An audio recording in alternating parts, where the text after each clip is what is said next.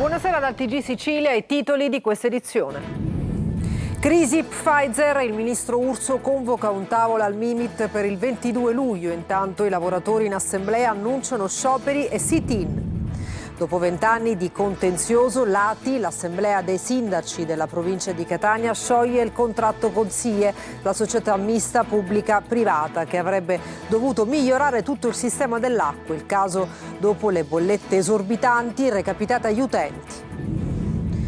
Rinchiuso in carcere il motociclista 19enne che a Messina ha travolto e ucciso mentre impennava con la sua moto la giovanissima Giulia. Sabato alle 16:30 in cattedrale i funerali della quindicenne. Arriva in ospedale dolorante ma non ci sono medici per la risonanza magnetica. Chiede di verificare la disponibilità di un privato a pagamento. Le viene subito fissato l'esame. È la storia raccontata da una famiglia di Gela che riporta sotto i riflettori il problema delle liste d'attesa e il divario tra sanità pubblica e privata. In una Sicilia che ogni anno perde tantissimi giovani, c'è chi come Manuel ha deciso di restare. I numeri però sono impietosi. Dal 2019 a oggi 96.000 giovani hanno lasciato l'isola, oltre un quarto in fuga da Palermo. Inclusione e infanzia, inaugurato a Catania un polo educativo per le famiglie. In mattinata il taglio del nastro all'asilo Nido Ginestra.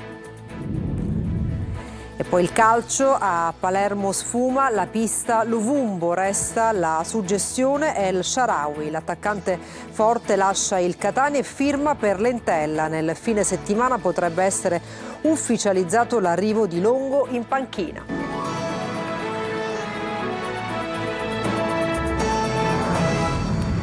Dunque, bentrovati. Caso Pfizer, il ministro Urso ha convocato per il 22 luglio un tavolo al Mimit sullo stop alla produzione di due prodotti che provocherà l'esubero strutturale di 330 posti di lavoro nella sede di Catania. Intanto questo pomeriggio i lavoratori in assemblea annunciano scioperi e sit-in. Emanuela Corsi. Il caso Pfizer è arrivato a Roma sul tavolo del Mimit. Nel pomeriggio i lavoratori riuniti in assemblea sono stati raggiunti dalla notizia che il ministro Urso ha convocato per il 22 luglio un tavolo di crisi con l'obiettivo di chiedere alla multinazionale di presentare un piano di riconversione industriale per salvare la produzione e i posti di lavoro a Catania. Uno spiraglio per chi come Angelo, dipendente dal 2006, teme per il suo futuro. Spero che il governo riesca a far prendere responsabilità a questa signora che è mamma Pfizer, che non fa altro che smembrare pezzi di azienda dal 2015 ad adesso, creando anche un allarme sociale, mettendo per strada nei 180 giorni 330 famiglie. Lo stop a 2 linee di produzione nello stabilimento catanese annunciato da Pfizer è una vera e propria batosta non solo per i 544 dipendenti, ma anche per l'economia siciliana e per il sogno dell'Etna Valley. L'impatto occupazionale è drammatico perché si prevedono già 330 esuberi. A questo si aggiungono gli effetti negativi sull'indotto. È una notizia che ovviamente ci lascia profondamente incazzati e rattristiti, è qualcosa che noi non ci meritiamo. Pfizer, dal suo canto, ha fatto sapere di voler attivare le procedure per le delocalizzazioni previste dalla legge, aprendo una finestra di trattativa di 180 giorni. Sul tavolo l'ipotesi di scivoli pensionistici per circa 2/3 dei lavoratori coinvolti e incentivi all'uscita volontaria, mentre resta l'incognita per i più giovani. Si valuta anche una possibile cessione del sito a terzi. Intanto i dipendenti sono sul piede di guerra e minacciano sit-in e scioperi.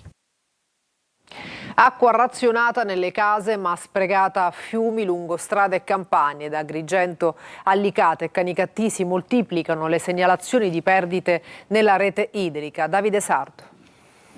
Continua l'emergenza idrica nell'Agrigentino e oltre alla carenza d'acqua che da mesi mette in difficoltà migliaia di famiglie, cresce la protesta dei cittadini per le numerose perdite che interessano la rete di distribuzione.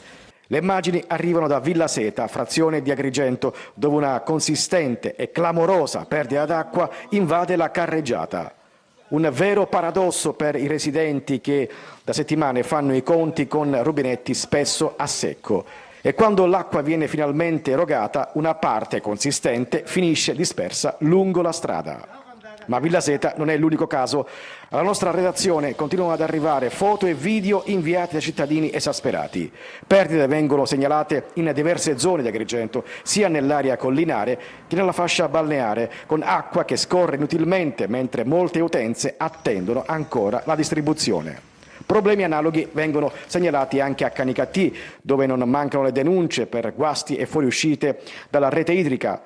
La situazione resta critica anche a Licata. In diverse zone della città persistono rotture e perdite che alimentano le proteste dei cittadini. Un quadro che evidenzia le difficoltà di una rete idrica ormai datata, con sprechi sempre più difficili da accettare in un territorio che continua a fare i conti con la sete. Gestione dell'acqua, si prepara una nuova gara per scegliere il gestore unico dopo lo scioglimento del contratto con la SIE bocciata dai sindaci. Intanto il commissario per la depurazione Fatuzzo si riprende il ruolo e sblocca i finanziamenti. Ripartono le gare per i depuratori. Lorena Dolci. Si parte da una nuova gara per individuare il nuovo gestore unico. Dopo 20 anni di braccio di ferro, l'ATI, l'Assemblea dei Sindaci della provincia di Catania, ha mandato a casa SIE, la società mista pubblico-privata che avrebbe dovuto efficientare il sistema dell'acqua. Con lo scioglimento del contratto, ATI è pronta a fare una nuova gara per scegliere il nuovo gestore unico, ma una condizione: la certezza di avere delle risorse pubbliche e eventualmente delle risorse dei privati deve essere certificata prima nella partecipazione della gara. Gestione pubblica, mista o privata, spiega Mancuso, è una scelta ideologica su cui deciderà l'Assemblea dei Sindaci, dunque i partiti. Sui tempi stiamo lavorando da ieri, non da oggi. Riteniamo che prima dell'estate, insieme a tutti i colleghi nell'Assemblea, decideremo la forma. Gli uffici si impegnano a pubblicare già nel mese di settembre quella che è appunto il bando di gara. Se non basta che si sono persi 20 anni, la cattiva notizia per i cittadini è che qualunque sia il gestore scelto, i miglioramenti hanno un costo e le bollette saranno mediamente più care. La buona notizia è che alcuni nodi si sciolgono. Avendo ripreso, grazie alla delibera dell'ATI, dell'Assemblea dell'ATI dell'altro ieri, il mio ruolo di soggetto attuatore, io intendo mandare in gara tutti gli interventi che possono essere proposti in gara. A quanto ammontano questi investimenti? Per giù a 340 milioni. Fra le gare, quelle che riguardano i depuratori di Adrano, Mister Bianco, Mascali, alcuni lotti di Catania e l'allacciante di Aci Castello, bloccato da anni, che oltre al danno ambientale ci costano 150.000 euro al giorno di infrazioni comunitarie. Nel frattempo SIE ha l'obbligo di garantire il servizio idrico nei comuni che gestiva. Certo è che la battaglia giudiziaria andrà avanti.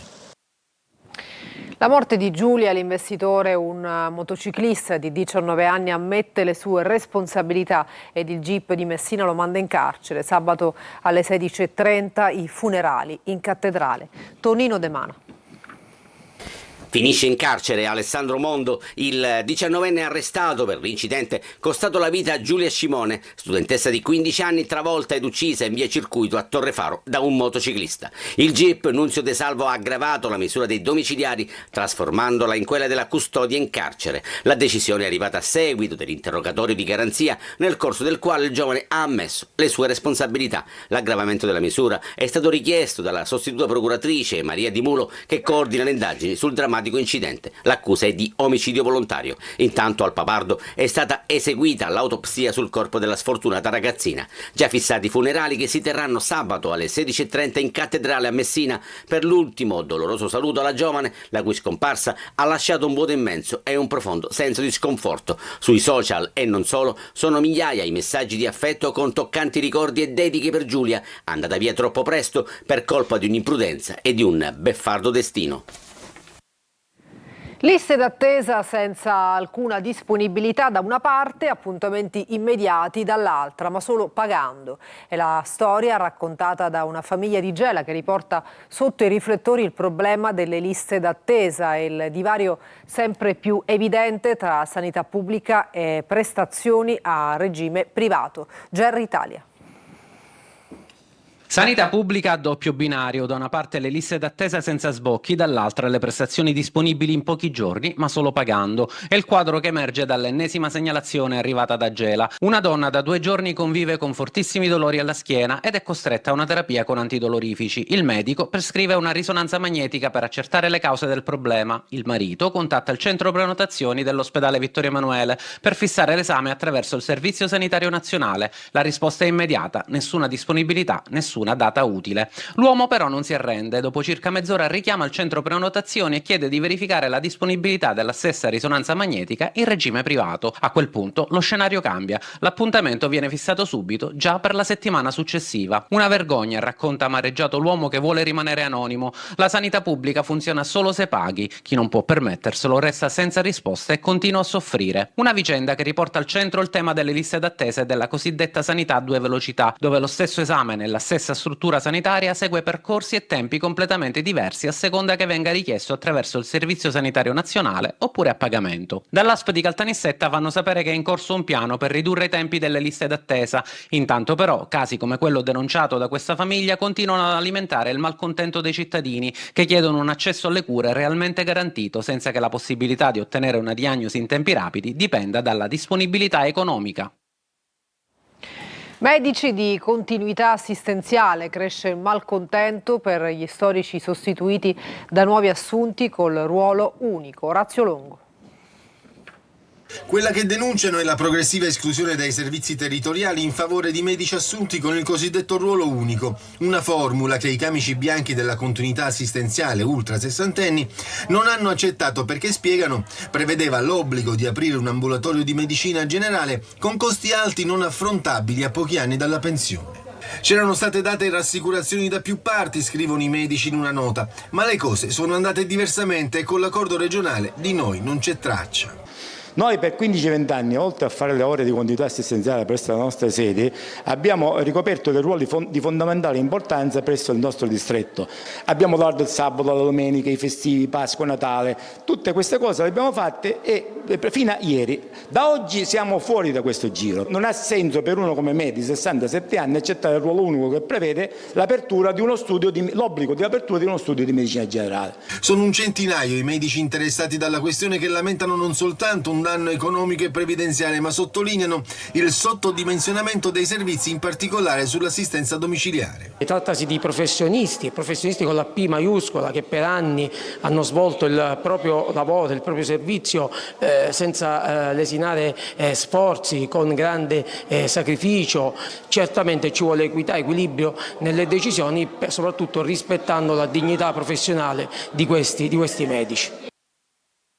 In una Sicilia che ogni anno perde tantissimi giovani che vanno via per lavoro e studio, c'è chi invece vuole rimanere nella propria terra e magari ci riesce facendo impresa, come un 23enne palermitano che conosciamo con questo servizio di Marco Gullà. Sono Manuel, ho 23 anni, sono siciliano e ho deciso di rimanere nella mia terra. In una Sicilia che ogni anno perde tantissimi giovani, c'è chi come Manuel ha deciso di restare. I numeri però sono impietosi. Dal 2019 a oggi 96.000 giovani hanno lasciato l'isola, oltre un quarto in fuga da Palermo. E poi ci sono i giovani come Manuel, lui il suo futuro lo vede in casa. Siamo tutti super giovani, tutti under 26, lavoriamo nel mondo dello sviluppo software e insomma quello che facciamo noi è sviluppare la digitalizzazione di diverse aziende nel territorio siciliano, quindi noi operiamo dalla Sicilia per tutta Italia in realtà. A pesare è anche la mobilità universitaria. Circa 30.000 ragazzi ogni anno lasciano la Sicilia per studiare negli atenei del nord, spesso senza fare ritorno. Tu perché hai deciso di rimanere? Io ho deciso di rimanere perché ho colto l'opportunità, perché da qui si può sicuramente realizzare qualcosa di nuovo che possa espandersi in tutto il territorio e siamo convinti che ad oggi con gli strumenti di digitalizzazione che esistono si possa lavorare da qui a tutto il mondo principalmente, ed è quello che noi abbiamo fatto di base e siamo riusciti a farlo benissimo. Sicuramente sono tanti coetanei che se ne vanno, ma allo stesso tempo sono anche tanti altri che rimangono e cercano di fare qualcosa come noi e non bisogna assolutamente mollare, quindi bisogna essere resilienti. Inclusione e infanzia, inaugurato a Catania un polo educativo per le famiglie. In mattinata il taglio del nastro all'asilo Nido Ginestra. Tonino De Mana. La benedizione di padre Riccioli, il taglio del nastro dell'assessore ai servizi sociali Spoto, affiancata dal collega alla pubblica istruzione Guzzardi, la soddisfazione dei presenti. È in realtà l'apertura dell'asilo nido di Caseggiato Ginestra, ospitato all'interno dell'istituto comprensivo di Guardo Quasimodo, nel quartiere catanese periferico di San Giovanni Galermo. Il nuovo polo educativo è stato realizzato con l'obiettivo di ampliare l'offerta dei servizi per la prima infanzia e promuovere pari opportunità di accesso all'educazione sin dai primi anni di vita. Abbiamo voluto scegliere fortemente le zone più a rischio della città e soprattutto le zone più fragili, proprio per poter arrivare sempre in maniera più capillare a tutti i nuclei familiari. Saranno a settembre 21 e saranno ovviamente sparsi soprattutto nelle periferie. La nuova struttura rappresenta un importante investimento a favore delle famiglie e dell'infanzia. Qualcosa di fondamentale, unico, che serve appunto come vero contrasto alla dispersione per crescere all'interno del territorio i bambini in modo sano. Il nido offrirà un servizio attivo dal lunedì al venerdì dalle 7:30 alle 16:30, rappresentando un ulteriore passo nel percorso di valorizzazione e di inclusione delle periferie cittadine. Oltre 11,2 milioni di chili di cibo distribuiti nel 2025, con un incremento del 42% rispetto all'anno precedente. A Catania il Banco Alimentare della Sicilia presenta il bilancio sociale, rilancia il valore delle alleanze tra impresa e terzo settore. Eva Spampinato. Oltre 11 milioni di chili di alimenti recuperati e distribuiti in un anno è il risultato raggiunto nel 2025 dal Banco Alimentare della Sicilia, che registra una crescita del 42% rispetto all'anno precedente. Un aiuto concreto che ha permesso di sostenere oltre 178.000 persone grazie alla rete di 465 organizzazioni presenti sul territorio. Il tema delle alleanze. Oggi, nell'affronto di una povertà sempre più stringente, mettersi insieme, farlo insieme, ognuno con le proprie competenze, ognuno con le proprie specificità, può contribuire a migliorare la situazione attuale. I dati sono stati presentati a Catania durante il bilancio sociale 2025, che mette al centro il valore delle alleanze tra imprese, istituzioni e terzo settore nel segno della sostenibilità. Ed essa ha tante dimensioni, certamente quella ambientale è forse quella più nota, ma c'è sociale, c'è politica, c'è demografica, c'è sostanzialmente il bisogno di capire che di sostenibilità si può parlare in riferimento a tutti i sistemi dinamici. È quella proprietà di scegliere un certo livello e ritenere che quel livello debba essere mantenuto nel tempo. Nel 2025 il 58% delle PMI italiane ha ricevuto richieste di informazioni rispetto alle loro performance di sostenibilità. Quindi oggi più che mai la sostenibilità è diventata un'opportunità di innovazione, di rilancio della competitività e di crescita d'impresa. Recuperare il cibo significa infatti non solo contrastare la povertà, ma anche ridurre gli sprechi e l'impatto sull'ambiente.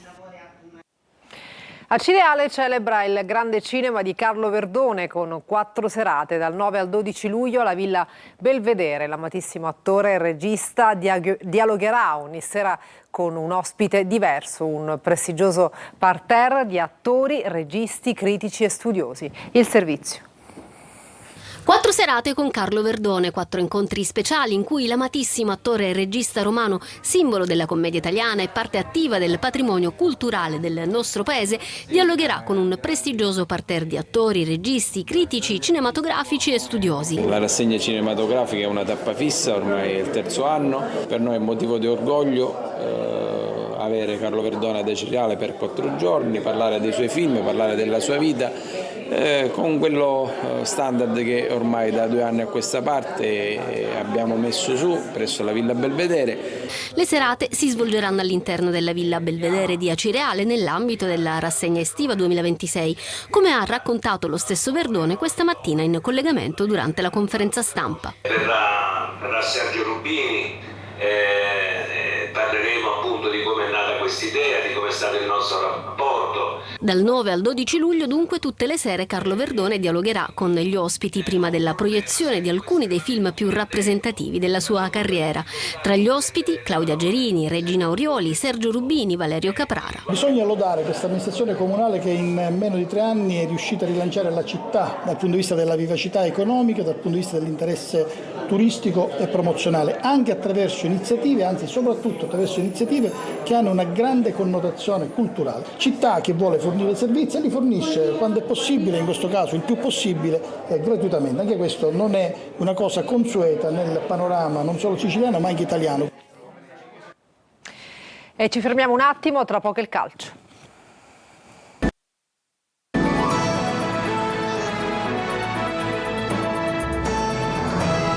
Bentornati al TG Sicilia, adesso il calcio. Il Palermo, in attesa di ufficializzare altri colpi di mercato, abbandona la pista Luvumbo. Osti valuta altri esterni, piace sempre di più del Rao del Napoli. Marco Cullà.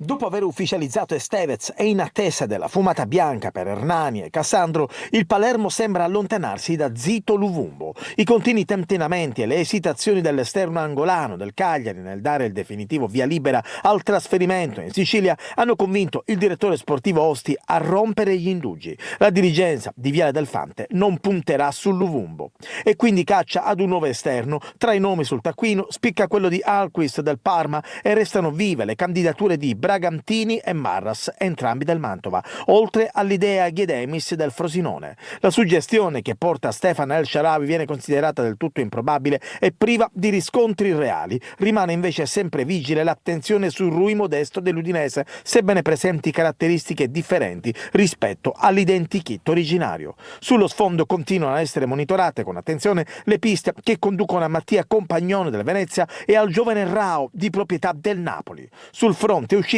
il club ha salutato Gomis, Beresischi, Veroli e Giovane. Gomez, Brunori e Blen non rientrano nel progetto e non andranno in ritiro, mentre Corona e Vasic potrebbero iniziare la preparazione in attesa di una sistemazione.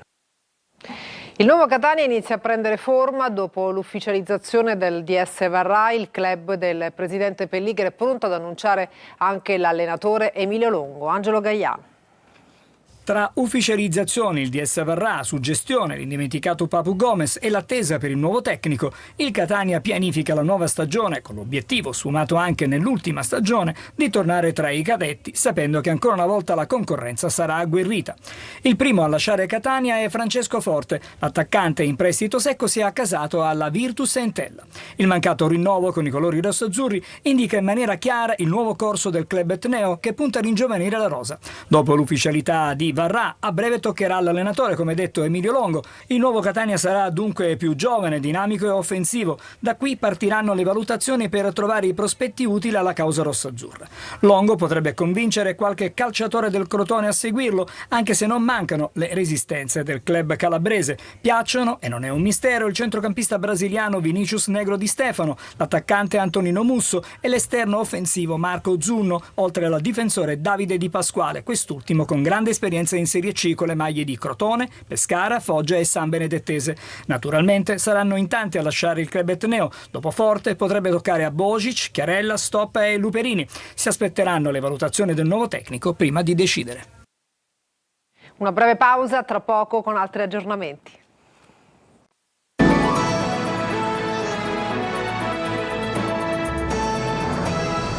E per questa edizione nessun altro aggiornamento, grazie per averci seguito e buona serata.